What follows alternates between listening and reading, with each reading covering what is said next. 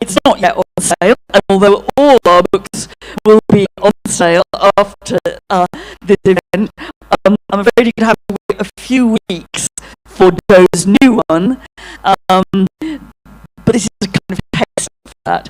And as nobody has had a real chance to read it carefully, I wanted to ask Joe to kick off by saying, what is this book about? Why should we be interested? And I particularly wanted you to explain to the audience what the phrase that comes up, because I have a prequel, what the phrase that comes up many times in this book really means. That is, what is civilisational thinking? Okay, so first of all, what's this book about? So what this book is about is an attempt to debunk the idea of the modern West, of this thing we call the West, as a clearly delineated civilization with local roots, whether that's in Greece and Rome from one perspective, whether it's in modern Germany, earlier in the 20th century, or whether it's in medieval Christendom. I think any of those approaches to the way that we think about the West obscures this much bigger and more interesting and more entangled story about encounters, about travel, trade, about war a lot of the time, encounters friendly and unfriendly, that really created modern Europe today, kind of got to the stage by about 1500 CE, where we could have get to something we might call the West. And I think what I'm trying to say in the book is that this extremely big and complicated and glorious story has been obscured by this thing that I call civilisational thinking. So essentially, I was really shocked to discover when I was writing this book that civilisations didn't exist before the 19th century. Nobody thought of them, but literally the word was never used before the 1820s. And so what I'm trying to do in the end in this book is use the West as a case study to think about what history would look like if we just took away the whole idea of civilizations from it. Can you give us an example, one neat example of where thinking civilizationally just completely misleads us, where we get it wrong when we think in those terms? And when you say civilization didn't exist before the 19th century, I am tempted to reply, not much existed before the 19th century in the terms we use to talk about history. So show us the power of your view. Okay, so one example would be the alphabet. Right, that's an absolutely classic part of what we would think of as Western civilizations. The alphabet that's used, in many different versions, but all over the modern West. And I think there's one way of looking at it, which is to say, well, we all know this is not originally, the alphabets that it's used to write English now come originally from the Greek alphabet, but it's relatively well known, and indeed we're told by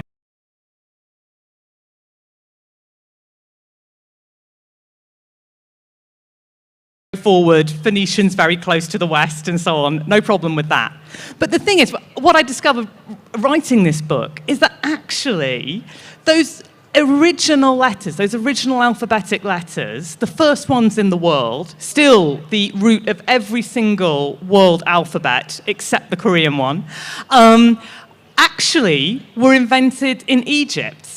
And they weren't invented by Egyptians, they were invented by people from the Levant, from people we might call Phoenicians, but they were invented when they were there as guest workers, and it was the first time working in the royal turquoise mines in Sinai, about 2000 BCE.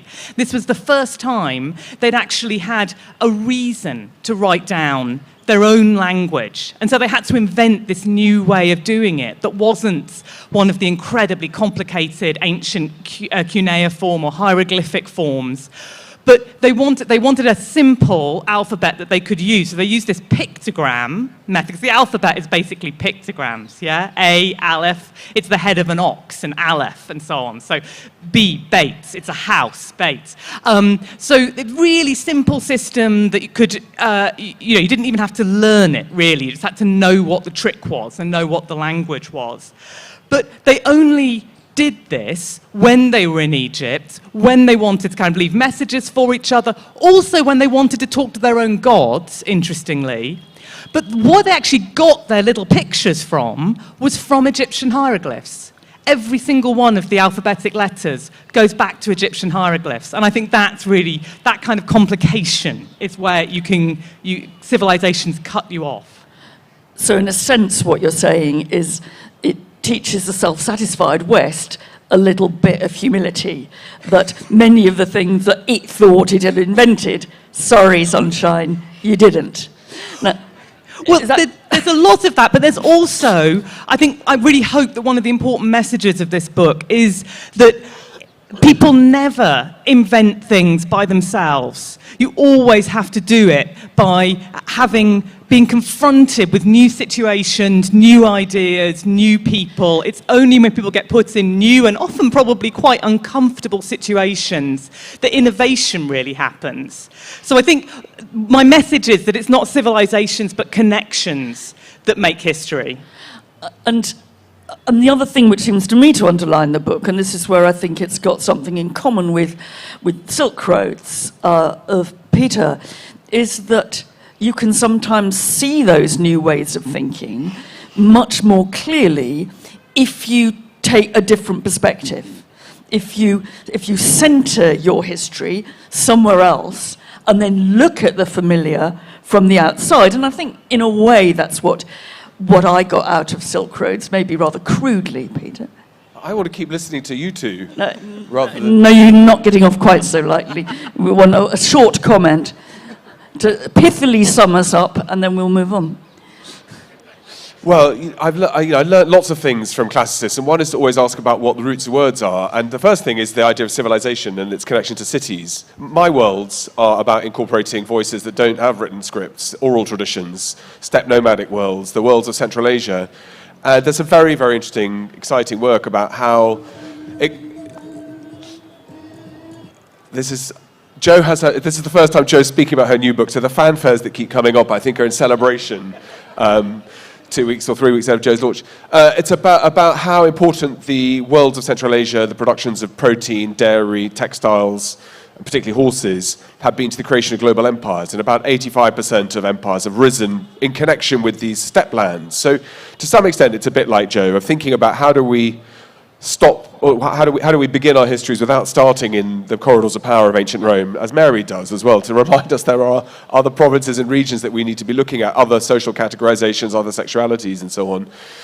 But I think exchange is the key thing. So I mean, as a very simple world that I work on, of thinking about how do these exchanges between different groups, whether they're urban or whether they're demographically dense or not, we find, for example, about 4,000 years ago, a huge intensification of hierarchies from Indus Valley, which is much less social hierarchies than we find in Mesopotamia, Chinese civilizations or states, whatever you want to call them, Egypt and the Levant, almost certainly to do with the spread of new technologies. In this case, it's the spread of metallurgy and bronze. And when you find bronze being introduced into new cities and the tools to give the elites more power over warfare, over production of deities and of religious images and icons and metals and things like this for all sorts of other uses, you find a bit like we find today, the control of new technologies in Silicon Valley produces generations of super rich. So exchange is a kind of driver of lots and lots of new ideas, often spread out over large distances. And the question is, where do the people live who are adopting these and why?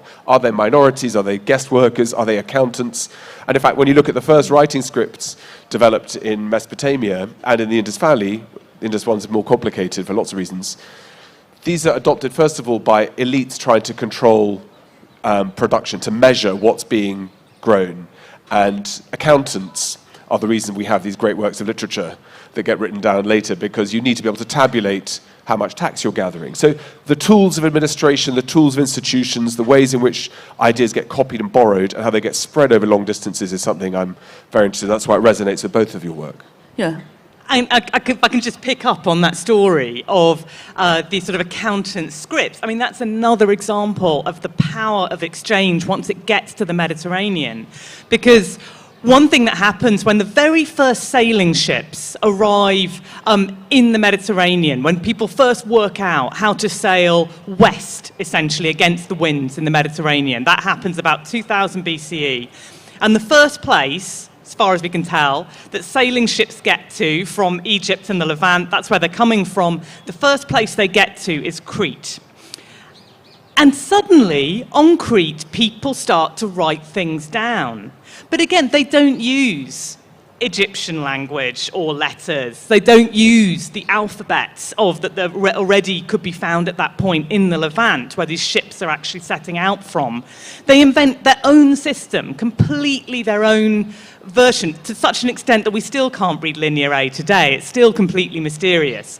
But it happens exactly the moment these boats start to arrive. So clearly what's going on there is that the idea of writing, maybe even the sailors who arrive can't write themselves, but they tell people about it, they communicate, they tell people about this new technology, and it gives these accountants and these elites an idea, aha, that's how we're going to make our fields more profitable, our palaces more profitable, and so on. I mean, I think that this, I suppose I'd want to add an extra element to the way I summed up the book, which was in a sense partly changing our perspective. I mean, I think that the other thing that you do is you, as it were, cease to talk about civilization as if it was a thing, right? You talk about it as if it's a process, a set of movements, a set of interactions. And it reminded me very much when I was reading it that of what the philosopher Kwame Anthony Appiah famously said about, the traditional Western view of civilization, which is that it is a golden nugget. And that golden nugget, starts off in Greece, is passed to Rome, tours Europe, and then ends up in Harvard, basically. Like many things, it's like the kind of reification of it, which is brilliantly summed up in the golden nugget. It is something which I think you're trying to, as it were, pull the plug on a bit. It's not that the people that Appiah is talking about thought that Western civilization was the only civilization. They certainly didn't do that. But insofar as they thought of the West and its culture, they thought of it as a kind of a parcel that got passed around.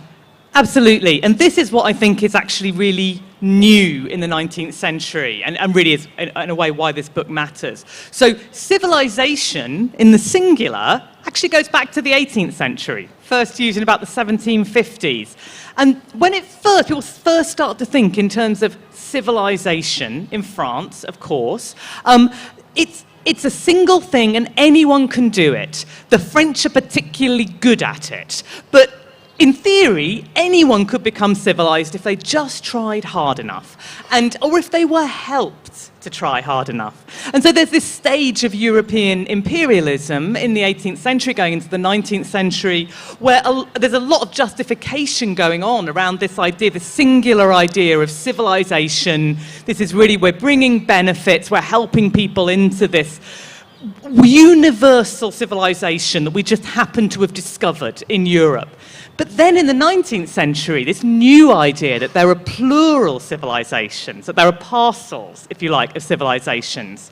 Well, that's even more useful for the European imperialists, because then you can say, well, unfortunately, some of these parcels just don't have as much potential for progress as others. They're all important, they're all special, they're all interesting, but unfortunately, some of them are just never going to get to the stage of Europe or often of France and so on. And this is of course happening exactly the same time as the idea of separate races are coming into sort of scientific focus as well. And at the same time as the nation is becoming a really important concept in European thought. So I think all these things are coming out together, and that's really the bundle of things that I call civilizational thinking. And that's really the kind of danger of civilizations to me. Can I bring us back a minute to where we are in Jaipur? Because I think, picking up from what you said, in the traditional histories of the West, there's a recognition of India as representing a different civilization. However, some people valued it very highly, some people didn't, but there was a kind of division between the civilization of the West and what people saw, both from inside and outside, in India. Now, I think one of the things that has changed a lot, and both your books have done huge amounts to help this change, but there are other people active, is to say, look, how does history look different if we don't have that firm boundary between India and, let's say, ancient Rome? And here you have some really wonderfully evocative pages about how, in some ways, it's impossible to understand on any terms what ancient Rome's about if you don't cast your eye eastwards. Right. India is, it's I think one of the ways that kind of brings out how important India is in ancient ways of thinking, as opposed to modern ways of thinking about kind of Western civilization, is that the Romans really have no idea where China is or what it is. They know there is something called China and that silk comes from it. It might be a city, it might be a region. People are very vague. They sort of put it on maps in a kind of pin the tail on the donkey way. But if you compare that to what Romans know about India, the difference is absolute. I mean, incredibly detailed information about every coast, every port, all the different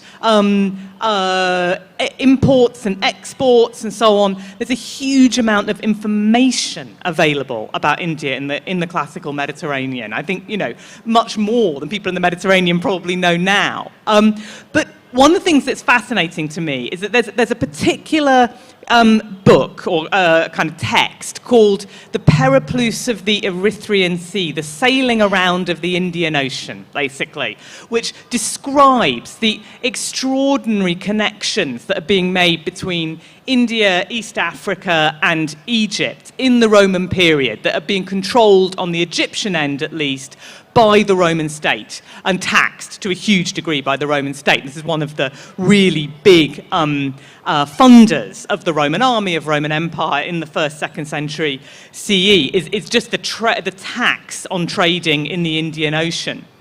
But this extraordinary text, which is just full of detail on all these places, even on the different kinds of sea snakes that will come out to meet you from these different ports, it only mentions Rome once.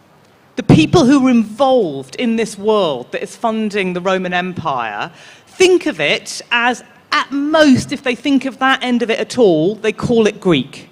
But there's a one mention of Julius Caesar, which might even be a later interpolation. It's the only time that, from the perspective of people who are actually running this huge system around the Western Indian Ocean, that's the only time that actually Rome even comes on their horizon.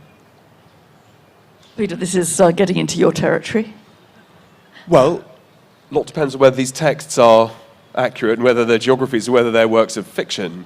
I mean, there's nothing in these texts about the Persian Gulf or the Arabian Gulf or the Gulf at all.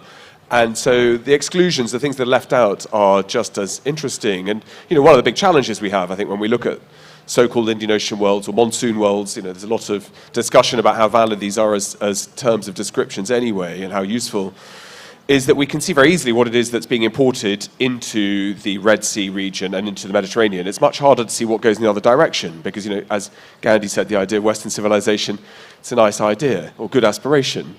So to see what comes, we can see coins, but those are essentially useless. I mean, the fact we find coins are because they can't be spent on things rather than because they can. So it's quite easy, I think, to get tempted by individual one-off texts. So we can see almost all trade in all periods, all regions, whether it's land, sea, etc., is local. Long-distance trade doesn't really exist insofar as goods loaded at point A crossing thousands of miles because the profit margins aren't there and the risks are very high. So things get telegraphed along. So I guess the starting point would be to think about geographies and ports along the southern coast of what's now Pakistan and into the Gulf, which is a much cleaner, easier route in. So it's where's the evidence and what do we look at for the ways in which ocean trade is connected into the Persian world and beyond. And so I think, you know, one of the challenges when we're deconstructing the West, which I absolutely buy into, is not to then also take on the idea of India. You know, we should think of many, many, many, many Indias and many different languages, beliefs, geographies, ecologies, and to be quite careful not learn from those lessons of having one kind of big chapter and catch-all that says this is who the West is. Because, you know, when we think about Western civilization and slave trades and the way the West rose, you know, it's quite hard to throw the Czechs and the Poles and the Bulgarians under the bus of transatlantic slavery and the rise of the West and the exploitation of empires and of other peoples.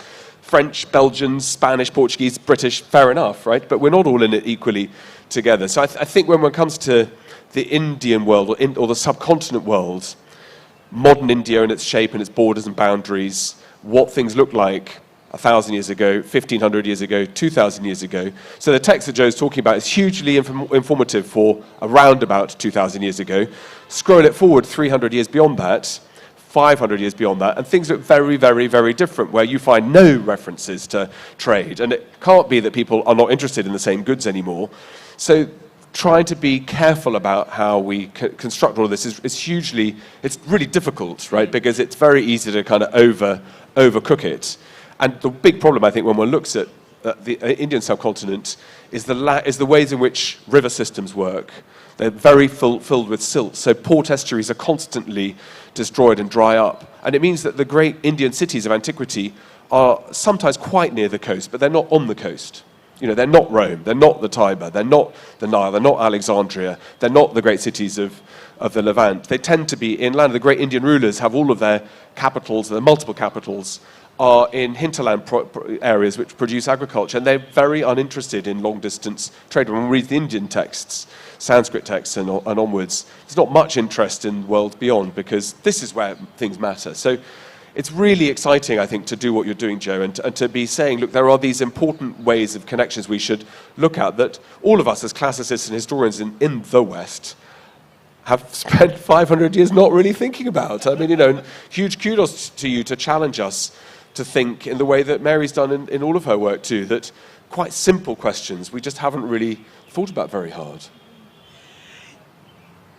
I think that's right. And I'm actually going to push back on the idea of text. I'm a classicist at heart, and I'm going to stand up. Not at heart, you're a professor of classics at Oxford, yeah. There is that Not too. at heart, yeah. But I'm going to stand up for the text here, because one of the most interesting things about these texts that come out of this particular moment, kind of early imperial, this is very much the period of Mary's new book, the kind of early imperial period in Rome, is that they do miss out the Persian Gulf, and that is weird. The Persian Gulf is where has been the real kind of heart of trade around the Western Indian Ocean for at least 2,000 years before that. And I think it's actually a clue to why we can rely on these texts, in fact, because there is this couple of 100 years where people stop going to the Gulf. And I think the reason is there's a lot of disruption along the Euphrates in that period. It's at a moment when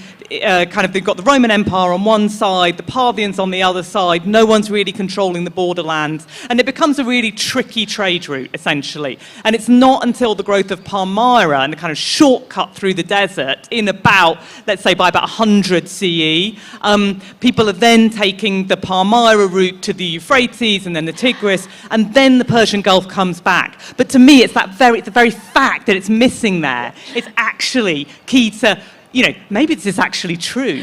But what I got out of the book was, and I expect you won't like this, is, look, it doesn't actually matter hugely whether it's true or not, because what you're showing us, what you're opening up, is a world of, let's say, because we're talking about it, Greco-Roman, Roman culture, in which, from the realm of myth and fantasy down to real-life trading relationships, the people that we've been studying for hundreds and hundreds of years constantly have the outside, in some senses, on their horizon. The thought world of the Romans isn't as narrowly kind of classical, I'm putting that in inverted commas, as it has suited us to pretend that it was. And you can argue till the cows come home about whether this text is accurate or not, but that's only, I think, a secondary question. And where I think people will find your book quite surprising in a way, enlightening, is that when you are looking for hard data, you are turning to the fruits of scientific analysis of human remains or traces of climate change, etc., that really would not have been possible to do if you'd been writing the book 30 years ago. And I think it's, we all, as people inside the subject, we sort of know that and take account of and are interested in ideas about tracking migration through skeletal remains, but it still often remains a bit kind of a side interest. And what I think is really interesting in your book is that that hard data about where that person whose remains that we have grew up is actually integrated into the historical narrative. And you might give us a favourite example of that. Okay, so this is something that I absolutely could not have done even 5 years ago, I think, because ancient DNA itself is a relatively new science. It was only, say, 20 years ago, everyone was talking about mitochondrial DNA and Y DNA, basically tracing back from modern populations to what must have happened in the past. And it's really only, in the last 15, 20 years that it's become kind of financially possible to actually extract and process genuine ancient DNA from ancient human remains to recreate now often whole genomes and really find out a lot about people's heritage in one way or another and many other things about them. And the thing is that the way this has happened, it's kind of creeping onto the historical horizon. So first of all, there was a lot of stuff about the Yamnaya and so on, and peoples, the steppe peoples and so on from the 4th, 3rd millennium and their movements. And then it came into the Bronze Age and you began to see people moving around.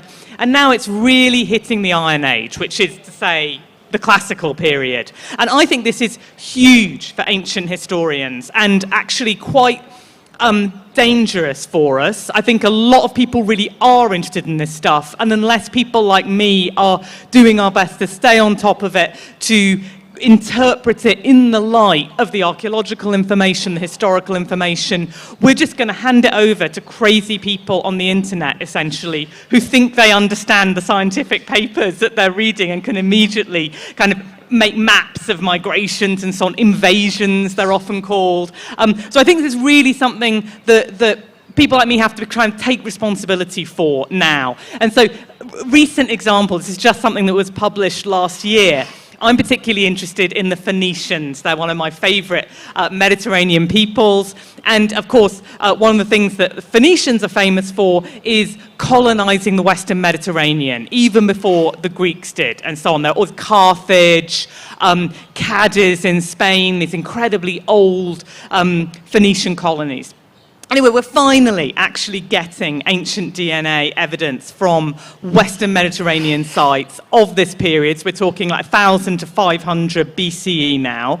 And the amount of movement around the Western Mediterranean is extraordinary. You get Africans in Sardinia, Italians in Spain. Everyone is shifting, moving around, and being buried somewhere else, crucially. Not just traveling somewhere, visiting, and so on, but actually staying somewhere long enough to die there. Dying, I think, is crucial, actually. But there is almost no evidence from the Levant in ancient DNA in the latest, the very latest publications. And that is just fascinating to me. The whole idea that an awful lot of people were coming west. I mean, we're going to have to wait for a lot more data to actually come to any even kind of interim conclusions on this. But there's a real possibility opening up that actually there were very few Phoenicians in the West, and that still this migration of a few people at a certain point was part of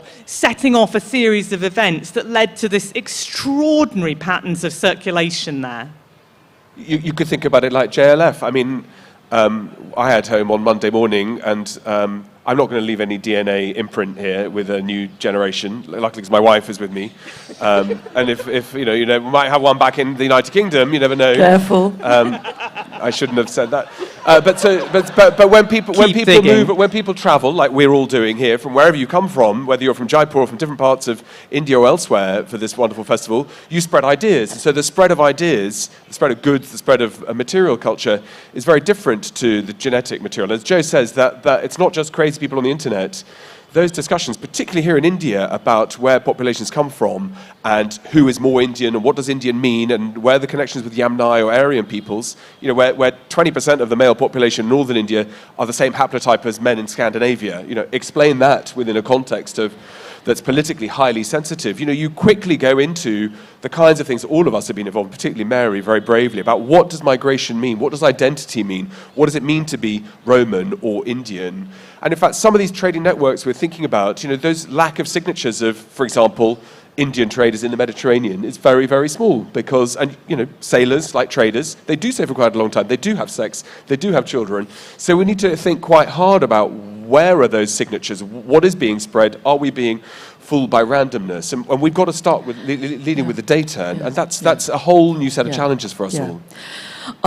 We could go on like this, to huge interest for hours, but I would like to give time for at least 5 minutes if we've got roving mics to have some questions from the audience.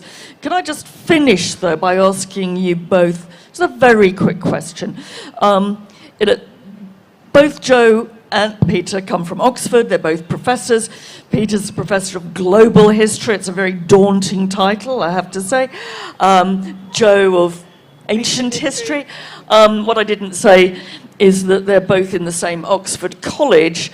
So what we've had is a glimpse of what conversation must be like at lunch there, for better or worse. Better, I mean. Better. For better. Better. Right? Much better. I love Joe. Do you think, history on this big scale is the thing of the future? You know, you've been very nice to me, saying, oh, Mary does the same. Mary doesn't do the same. She does the Romans.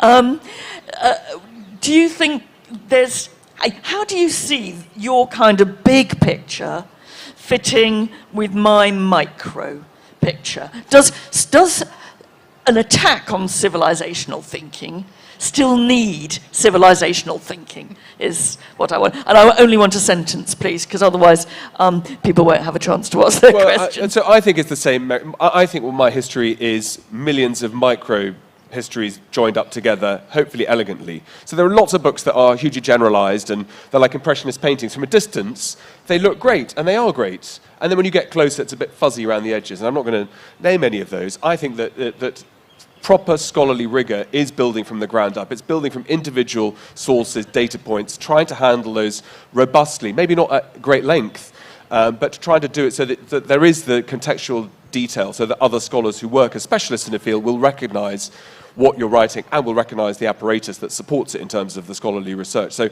I think it's exactly the same approach of starting ground up, small points, and then trying to build into a bigger picture. Now, Joe, tell us your next book is going to be a micro-study of a village in Roman North Africa. No, it's going to be a study of anarchic politics across the ancient Mediterranean. A little bit smaller this time. Is it? Great. But, so it's sort of semi-global history. Well, quarter-global history. Quarter-global history is about where I'm comfortable. I always remember that someone said to me when I was much younger and going on about how exciting interdisciplinary history was, so that's what we all had to do. They turned around and said, you can't have interdisciplinary without the disciplines. And I think that was quite important. Now, we've got just over 5 minutes, and I hope we've got some roving mics, and I hope somebody will take them to people whose hands are up. I have to confess I haven't got my glasses on. Shall I point? There's a lady in the front. So can I hand over to Professor Frankopan to point to the people, because I'm afraid you're a bit of a blur to me. More hands. There's hands, please, so I can point towards you. I can see that one. Can we get a mic here? Microphone to front row, please, or nearly front row. Have we got some mics? I'm particularly keen on anybody who is young or thinks that they're young. I'm 25, does that count? Yeah, that's properly young. I'm not so sure about under that. 60 first, please. Perfect. Thank you so much for spending your time with us today. I wanted to ask a little bit about the prescriptive that you might have for the future of global history and global historical scholarship, understanding that, of course, we need to deconstruct the West, as Peter said, India, or the East in general. Do you see a use for something like the cosmopolis, or cosmopolitism, or the Persianate, the Islamicate, these sort of gray, broader things, bigger than civilizations, less concrete than civilizations, that we can use? Do we need to sacrifice them, or is there still a utility for historical categories? Thank you. So I think that, that's a great question. And I think one thing that at some point we have to stop doing is all of us writing these really huge books about everything. Thinking a bit more about... I'll do that book on the little village in North Africa, if it's still available. That's what I'm waiting for. We've got it sorted. But I think rather than looking for me, I think that rather than looking for an alternative to thinking in terms of civilization, something like that, what I would like to do is keep thinking about these connections in particular and looking at those processes and those roots and so on. And I will say this, I have a slight problem with one of those ideas. The idea of cosmopolitanism. It's enormously attractive, right? This idea that we are citizens of the world, essentially, and that's the way to think of things. The problem is that all the people who have called themselves cosmopolitans, historically, are extremely privileged people who were in the process of taking over other parts of the world. And so I'm just a little bit nervous of that concept, and that it might be a little bit more useful for some people than others. It sounds as if you're reliving the British Brexit debate there. Cosmopolitanism was certainly an elite concept. More questions. There's a gentleman here in the green top. Anybody at the back? No hands at the back? No one? No? Oh, yes, okay. Next one, right in the back. Yes, this one here, please, with the green jacket. Stand up. Microphone further back, please. A bit further back. Okay. My eyes are sharpening. Can we get a microphone to the gentleman at the back, too, for next, please? Thanks so much for such an insightful talk. I'm a trained historian and anthropologist, so this was fascinating from a source perspective. I had a question about the field of historical study in academia itself, because you've had this dominance of Western thought in academia, and you see less representation of what you could call, quote-unquote, Eastern ways of thinking. How can academia, and specifically history, evolve itself to, one, incentivize works like yours, but also to be more nuanced, have a more systems thinking approach, to value this interconnectedness without, I guess, platforming one ideology over others? a quick solution. Microphone to the back. Two quick solutions there. One is that we need to be talking more with each other and not just to our own immediate colleagues and so on. So there's a great initiative at Mary's University, forgotten its name, but... Cambridge. Oh yes, Cambridge, yeah. There's a great initiative there called the Global Humanities Initiative, which is working with Cambridge, universities in India, two universities in Ghana, that kind of thing, and actually bring people together for conversations on all sorts of things that are actually just introducing really new perspectives, not just new places and new data, but completely new perspectives from all directions. So I think, actually, I'll leave it there. I think that is the way forwards for us. Just as a plug for the Global Humanities Initiative, seeing you gave me the opportunity, there's a conference in a couple of weeks in Mumbai, which is partly to discuss and to celebrate the very global exhibition of ancient representations of the divine that is currently on there, which everybody should go and see if they get a chance. Great. Gentleman at the back with the microphone. Hello. Oh, thank you for being here with us. Am I clear? Yes. Cool. So you were talking about like global history and like history at large scales. So what is the prospects of, like, I come from a mathematics background. Also, I've been working with mathematical modeling. So, what is the prospects of like stuff like from there mathematical modeling in like historical research? Because I've seen stuff being done. I've heard of this person called Peter Turchin, and clerodynamics, the field of clerodynamics. So, what is the future there? What are the things we should be looking out for there? Well, there's tons. Peter's great. I know his work well. I know Peter. He's terrific. So both clerodynamics, spatial modeling, machine learning, artificial intelligence, they are tools that we are using as historians increasingly. And one of the challenges now is to train historians in different ways. And that becomes expensive and it becomes difficult. Most of us in the United Kingdom pick a humanities track or a science track when we're 16. And so, as both Mary and Joe say, the only way it can work is through high levels of collaboration, of treating education like it's a lifelong process. You don't stop being a student when you do your master's or your PhD. You have to keep on learning, and that can be quite challenging to always feel that you don't know enough. But I suspect, speaking of myself anyway, that's why I feel lucky that I've got the job that I have, which is that every day is to be looking at things that I don't know rather than be smug about the things that I do. So I think that the mathematics, earth sciences, plant sciences, all the new tools we have are absolutely fundamental. We are the last generation of historians that won't be trained in those formally. The next generations, it's absolutely essential.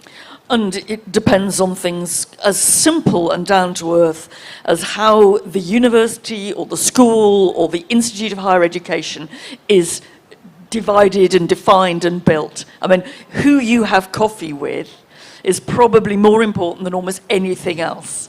And the disciplines, certainly in our universities, have made it almost impossible to talk to people outside your own narrow field. You know, Joe and I, we are colleagues at the same college, but we do get to sit next to not just each other at lunch, but next to people who work in extraordinary different fields. And it's only when you write books like Joe's that you might think about, well, how I felt, why project. You know, I started talking to Don, our geology professor, when I became interested in tectonic activities across Central Asia. And because I've got one of the world's great experts, conversations aren't about the football match the night before. So when you have this kind of college structure that we have by chance and by fluke, because no one would invent a university like Oxford and Cambridge, there are these amazing benefits of having that interdisciplinary skills. Wouldn't you say, Joe? Absolutely. Yeah, I would just agree with that. Thank you very much, both of you. I mean, we decided it all depends on lunch, really. Which is nearly time for here. Thank you very much for coming. We'll all be selling and signing books just next door. And good luck to and Joe. Good luck to Joe. 23 days. You can't buy it yet, but you can pre-order it, right? Ladies and gentlemen, a huge round of applause for our speakers, Josephine Quinn, Peter Frankopan, and Mary Baird, for this very, very insightful session. I request them to please accept a scarf. And once again, ladies and gentlemen, the authors will be signing their books to the left-hand kiosk there. You can go there. And some general announcements. The next session we have, which is beginning in exactly 10 minutes.